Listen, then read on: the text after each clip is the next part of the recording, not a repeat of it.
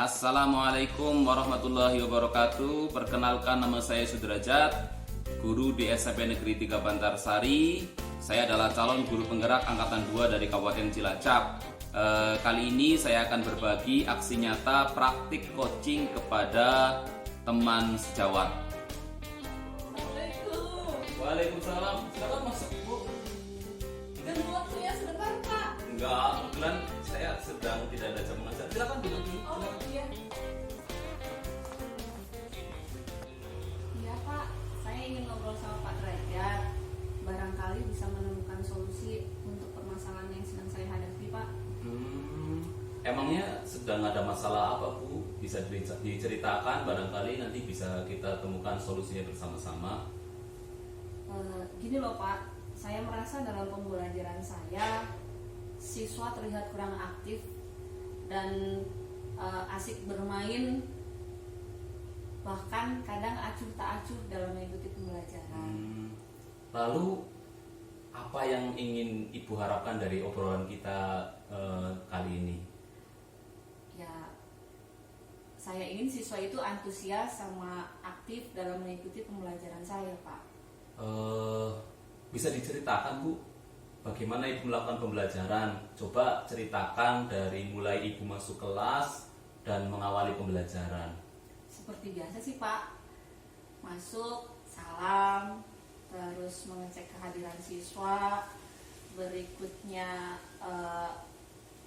menanyakan kabar, langsung memulai pembelajaran, Pak. Bagaimana respon siswa di kegiatan pendahuluan, Bu? Kalau di pendahuluan siswa masih antusias, Pak, masih memperhatikan. Berarti di pendahuluan siswa masih memperhatikan.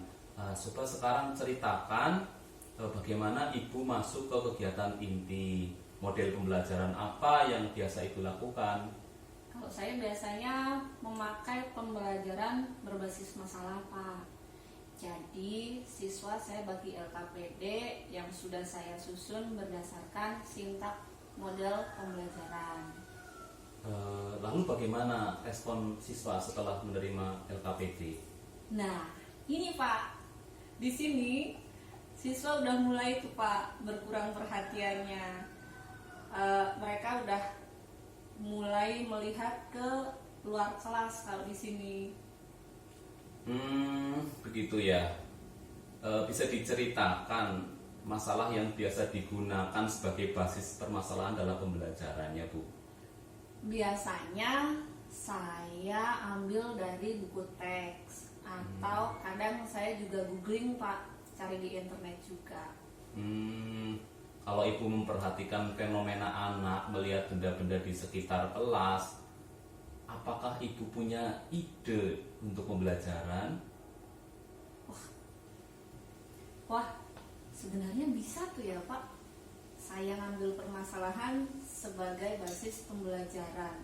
Saya ambil dari benda-benda dan fenomena yang terjadi di sekitar kelas ya Pak. Wah, itu ide yang bagus, Bu. Sehingga pembelajarannya benar-benar pembelajaran yang kontekstual. Iya ya, siswa jadi bisa benar-benar mendapat pengalaman belajar yang bermakna. Barangkali ada lagi kendala yang Ibu hadapi terkait pembelajaran.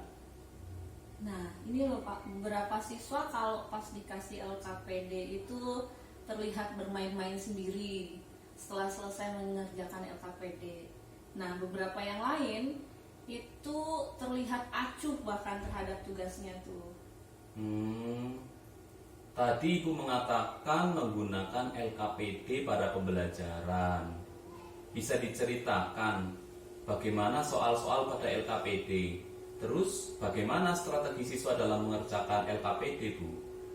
Nah, soalnya kalau soal saya ambil dari buku paket atau yang sudah saya bilang tadi saya ambil dari sumber lain. Terus mereka mengerjakan sendiri-sendiri.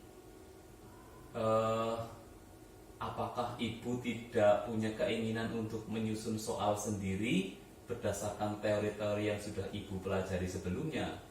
Wah, kenapa kenapa tidak saya kembangkan LKPD yang saya buat jadi soal yang lebih produktif, imajinatif, dan terbuka ya. Kalau begitu kan siswa tergerak untuk melakukan sesuatu yang lebih berimajinasi dan mengeksplor seluruh kemampuan siswa yang mereka miliki ya Pak. Luar biasa itu Bu. Ibu sudah punya pengetahuan yang mumpuni tentang bagaimana menyusun soal untuk LKPD. Wah, kenapa baru ingat saya Pak? Oh iya Bu, tadi Ibu juga menyampaikan anak itu mengerjakan LKPD sendiri-sendiri. Bisa diceritakan Bu, bagaimana respon siswa itu? Responnya itu, jadi ada sebagian siswa yang lebih cepat mengerjakan LKPD. Terus sebagian lagi yang mengacuhkan itu Pak. Apa Ibu pernah bertanya kepada siswa yang tak acuh terhadap LKPD itu? Pusing kan ya Pak? Ibu ada ide nggak terkait siswa yang selesai terlalu cepat mengerjakan LKPD lalu bermain-main, dan siswa yang acuh tak acuh karena tidak atau kurang paham dengan materi Bu? Mungkin sebenarnya bisa memanfaatkan dengan tutor sebaya mungkin ya Pak. Jadi siswa yang sudah paham bisa menjadi tutor untuk temannya yang belum paham. Wah, itu luar biasa itu Bu. Terus bagaimana Ibu akan mempraktikannya di dalam pembelajaran? Saya akan menyusun kembali LKPD dengan pertanyaan yang sifatnya produktif, imajinatif, dan terbuka. Lalu memberi ruang untuk siswa untuk berinteraksi dan berdiskusi. Mungkin sekalian tempat duduk siswanya akan saya setting sedemikian rupa. Mungkin Ibu bisa menceritakan bagaimana nanti akan mengatur tempat duduk siswanya? Saya akan mengatur tempat duduk mereka sehingga memungkinkan terjadi interaksi antar siswa, mobilisasi dan akses yang mudah bagi siswa dan sesama siswa untuk leluasa bergerak. Sekali lagi Ibu sudah bisa membuat rencana yang luar biasa itu. Terima kasih loh Pak. Ini berkat ngobrol dengan Bapak bisa keluar ide-ide dan rencana dari saya jadinya. Barangkali Ibu masih punya ide-ide yang lain terkait dengan bagaimana mengaktifkan siswa dalam pembelajaran? Mungkin saya juga akan memberikan kesempatan kepada siswa untuk mengkomunikasikan dan mempresentasikan ide-ide mereka terhadap teman-teman yang lain. Juga memberi kesempatan kepada siswa untuk melakukan refleksi terkait pembelajaran yang sudah dilakukan. Kok bisa kepikiran ide seperti itu Bu? Belajar dari obrolan kita, ternyata pengetahuan kalau tidak kita resapi kemanfaatannya, tidak sering kita sampaikan dan kita praktekkan, jadi lupa dan akhirnya menjadi kurang manfaat ya Pak. Wah, ini menjadi obrolan yang benar-benar menarik ini. Kalau begitu bisa Ibu ceritakan dari awal rencana yang tadi sudah dibuat? Pertama mungkin saya akan menyusun LKPD yang permasalahannya bersifat kontekstual, di mana siswa melakukan percobaan atau mengamati benda-benda di sekitar mereka. Lalu pertanyaan-pertanyaan pada LKPD